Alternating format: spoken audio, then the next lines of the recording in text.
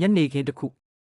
မိုးတိမ်များအပြာရောင်ကောင်းကင်ထဲမှာလှုပ်ရှားနေပြီးလေညင်းလေးကတိတ်တိတ်လေးဖြတ်တန်းနေတဲ့မာယာဇလန်းရဲ့အမှောင်ပိုင်းပုံမူနှက်ဆိုင်လာမဲ့အခန်းတစ်ခန်းကိုစတင်ဖွင့်လိုက်ပြီးအပိုင်း9ဖီနစ်အဖွဲ့နဲ့အမှောင်တိုးဝါချင်းဟာရီပေါ်တာဟာမီးခွက်ပြိုင်ပွဲပြီးတွင်ပြန်လာခဲ့ပေမဲ့သူ့ရဲ့စိတ်ထဲမှာမပြေသေးတဲ့အရာတွေရှိနေတယ်သူမြင်တွေ့ခဲ့တာတွေသူကြုံတွေ့ခဲ့တာတွေအဲ့ဒီအရာတွေဟာသူ့ကိုအမြဲတမ်းလိုက်လံနှောက်ယှက်နေတဲ့အရေးကြီးဆုံးကတော့ဗိုလ်ဒီမော့ပြန်လာပြီဆိုတာပါပဲမယုံကြည်မှုဒါပေမဲ့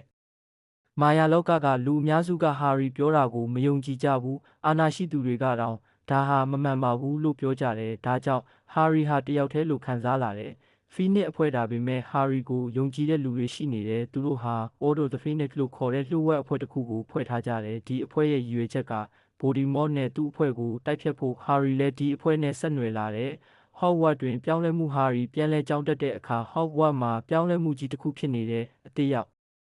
လာတဲ့ဆီယာမတယောက်ဒေါ်လိုရစ်အမ်ဘရစ်သူမဟာမာယာဝင်ကြီးဌာနကိုကိုစားပြုသူဖြစ်ပြီးကျောင်းကိုတင်းကျပ်စွာထိန်းချုပ်ဖို့လာတာလွတ်လပ်မှုပိတ်ပင်ခြင်းအမ်ဘရစ်ကကျောင်းသားတွေကိုအမောင်မာယာကာကွယ်ရေးကိုလက်တွေ့မတင်ဘူးစာအုပ်ထဲကစာတွေကိုပဲဖတ်စေတယ်ဒါကြောင့်ဟာရီနဲ့သူ့တငယ်ချင်းတွေစိတ်မကျေနပ်ကြဘူးဒမ်ဘယ်ဒေါ်အဖွဲ့ Dumbledore's Army ဟာရီဟာသူ့တငယ်ချင်းတွေနဲ့အတူလျှို့ဝှက်အဖွဲ့တစ်ခုကိုဖွဲ့တယ်သူတို့ကအမောင်မာယာကာကွယ်ရေးကိုတကယ်လက်တွေ့တင်ယူကြတယ်ဒီအဖွဲ့ကို Dumbledore's Army လို့ခေါ်ကြ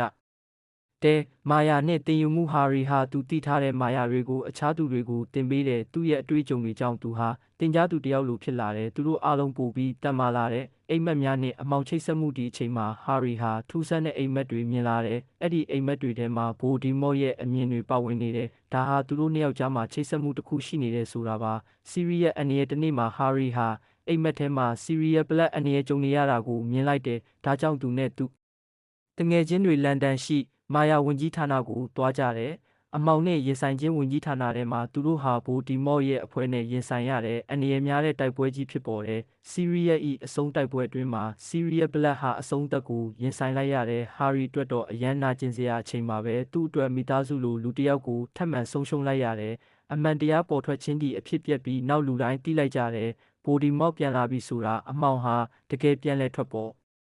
လာပြီးသင်ခန်းစာဒီအပိုင်းမှာဟာရီတင်ယူခဲ့တာကအမှန်တရားကိုယုံကြည်ဖို့တတိလိုတဲ့ဆုံးရှုံးမှုကိုလက်ခံဖို့အားလိုတဲ့မိတ်ဆွေမှုဟာအမောင်ထဲမှာအလင်းတစ်ခုပါနောက်ထပ်စစ်ပွဲမာယာလောကဟာခုမှစစ်ပွဲအခြေအနေသို့ဝင်ရောက်နေပြီးဟာရီဟာနောက်ထပ်အခန်းကြီးအတွက်ပြင်ဆင်နေပြီးအမောင်နဲ့အလင်းကျတိုက်ပွဲဟာမကြာခင်စတင်တော့မယ်ဒီလိုနဲ့ဟာရီပေါ်ရာရဲ့ဇလန်းဟာပိုပြီးနာကျင်စရာကောင်းလာပြီးပိုပြီးအရေးကြီးလာတယ်ဒါပေမဲ့သူမရက်ဘူးသူဆက်လက်တိုက်ခိုက်နေမယ်